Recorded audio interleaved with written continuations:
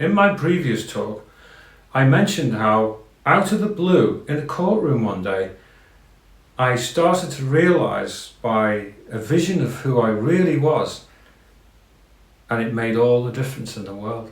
Because once I started to realise who I really was, who I truly was, I could see everything that was false. And I didn't really know how to deal with that which is false. None of us did. I was in prison and I ended up going to a place where we could do therapy, and everybody was wrestling with the problem. We all would love to have just thrown away the drug addictions and the gambling and the drink and the fighting and the paranoia and everything that we were all suffering from. We were only young men. We weren't very old. And we were all struggling with this. And I found the key for my life, and what I was surprised about was that I've since found that it seems to be the key for everybody's life. And that is to find out who we truly are. And I remember talking in the previous talk, I used the example of the Plumb Line. When I saw who I really was in that courtroom that day, which was like a private thing that I saw, it acted like a line that told the truth. This is the only truth. This is all you really are underneath. And who I really was okay. And I could see by comparing myself with this, what you call a plumb line, that I'd been living falsely, way on a big angle to the truth.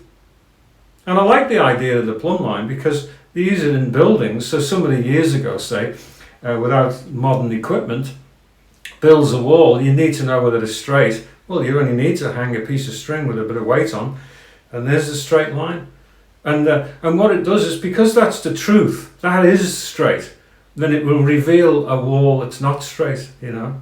So the example of the plumb line for me was fantastic. I went into prison after being sentenced that day, and the vision I had of my true self was all swallowed up immediately. And I was back in survival mode, fighting mode, trouble mode in this big prison. And I was one of the worst people in there. And unfortunately, all they thought, the staff, is he's going to kill somebody or be killed. You know, there's nothing but trouble with this guy.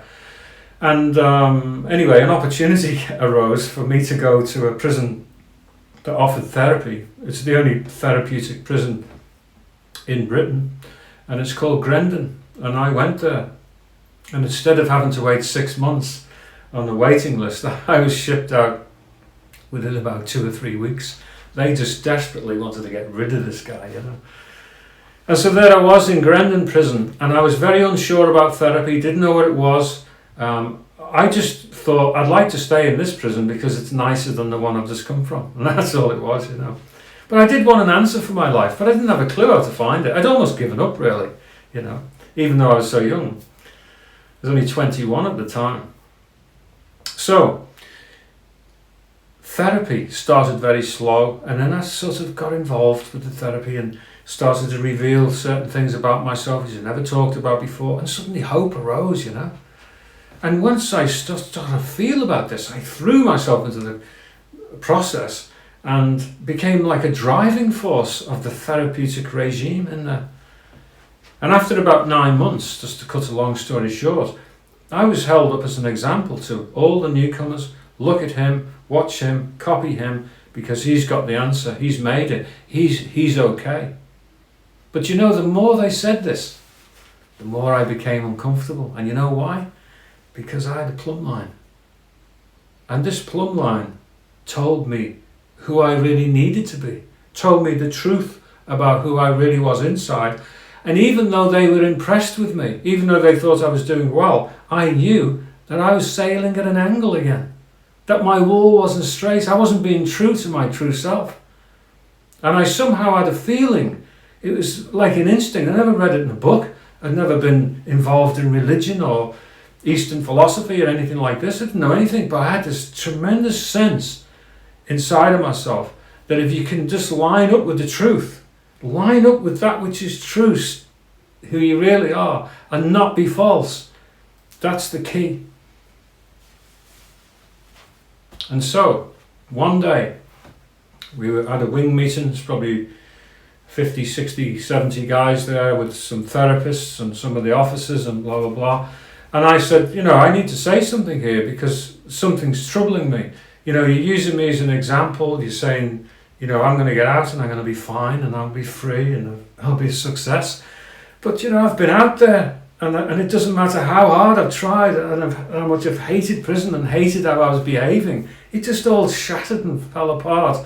And I failed, And I can't even tell you the agony of that failure, and rested again, let everybody down, and just feeling so awful, So I need to know that I've really found an answer.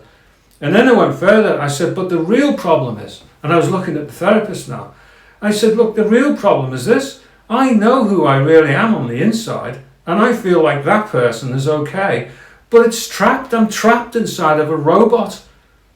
I'm trapped inside of something I've created. I've created this character, and it's very complex. Sometimes when someone says something, I answer. There's no thought gone into it. And it's like I'm reacting in a certain way. I'm still walking in a certain way, still acting the man in a certain way. And the person who I really am on the inside is watching, thinking, why don't I ever get a chance to be? Why don't I get a chance to talk? I don't even like this music. I don't like the way you talk. I don't like the way you are.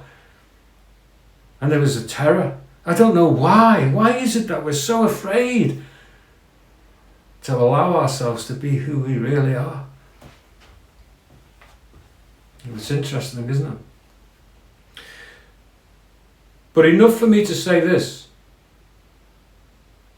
If in life you've found that you're stuck in an image, stuck in repeating cycles of failure, cycles of types of behaviour, cycles of where you could have done so much better, and you've reached a level and you can't get past there, but inside yourself you should have done so much more and you still could.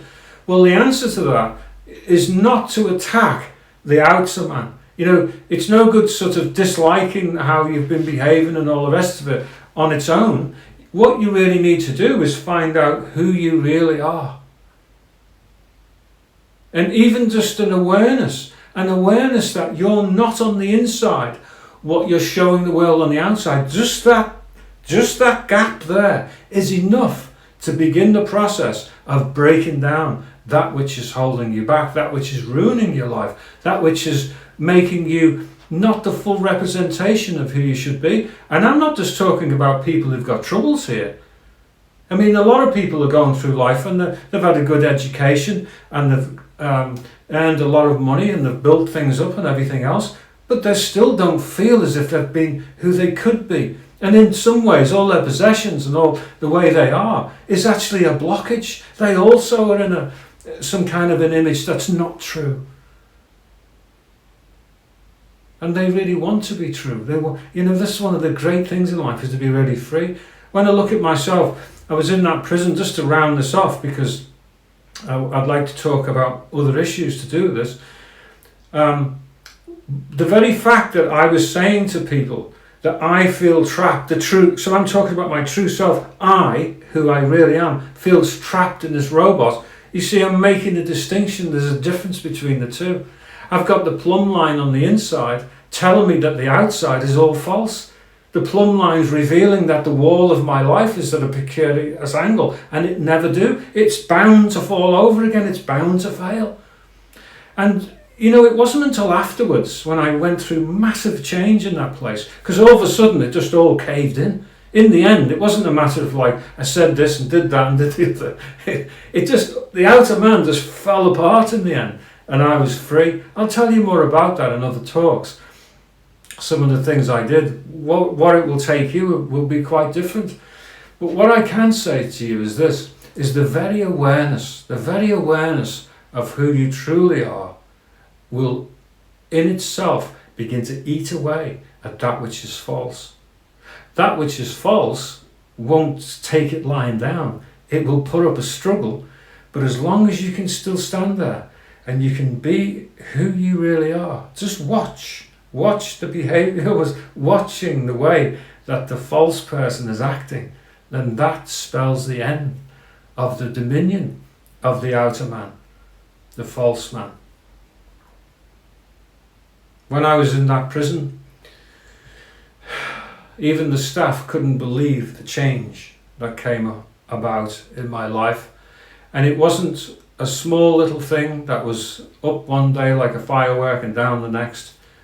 This is 40 years later now, and it's stood the test of time, and it still carries me to this day.